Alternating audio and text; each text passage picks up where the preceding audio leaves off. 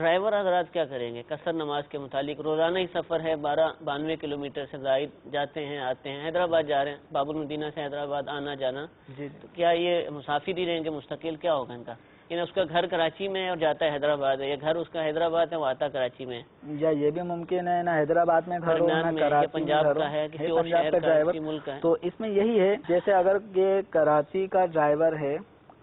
تو اب یہاں کراچی کی آبادی سے جیسے ہی اس کی بس نکل جاتی ہے اور آگے اس نے حیدرآباد جانا ہے تو حیدرآباد کے دوران، یہ سفر کے دوران اس نے قصر کرنی ہے، اور عام طور پہ ڈرائیوروں نے 15 دن یا اس سے زیادہ اپنے کسی اور جگہ پہ ٹھہرتے نہیں ہیں عمومی اعتبار سے، ان کا چونکہ کام ہی یہی ہے سفر کرنا۔ تو اب اگر یہ حیدرآباد پہنچتا ہے تو حیدرآباد میں بھی نماز پڑھے گا، فرض جو 4 رکعت والی ہیں ظہر عصر یا عشاء، تو اس میں قصر کرنی ہوگی، اور جب واپسی کراچی میں جیسے انٹر ہوگا اس کی آبادی میں تو اب اس کو پوری پڑھنی ہے۔ مثال کے طور پہ ظہر حیدرآباد میں ہوئی تو قصر کی، عصر کی نماز رستے میں ہو گئی تو قصر کی، جب یہ کراچی پہنچتا ہے تو عشاء کا ٹائم شروع ہو چکا ہوتا ہے تو یہاں عشاء پوری پڑھنی ہوگی۔ یہی مثال ہے حیدرآباد کے رہائشی ڈرائیور کے لیے کہ وہ کراچی آتا ہے تو اس کا بھی یہی حکم ہوگا کہ کراچی میں چونکہ اس کا 15 دن یا 15 راتیں رکنے کا ارادہ نہیں ہوگا تو کراچی میں یہ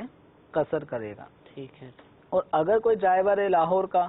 اور وہ لمبے روٹ پہ گاڑیاں چلاتا ہے تو حیدرآباد سے ہوتے ہوئے کراچی تک اس کی گاڑیاں آتی ہیں، تو اب وہ حیدرآباد میں نماز پڑھ رہے تو قصر کرے گا، رستے میں کراچی کے یہ قصر کرے گا، کراچی میں بھی قصر کی، یہاں سے جب وہ لاہور انٹر ہوگا، وہاں کی آبادی میں داخل ہوگا تو اب اس نے پوری نمازیں پڑھنی ہیں۔ ٹھیک ہے۔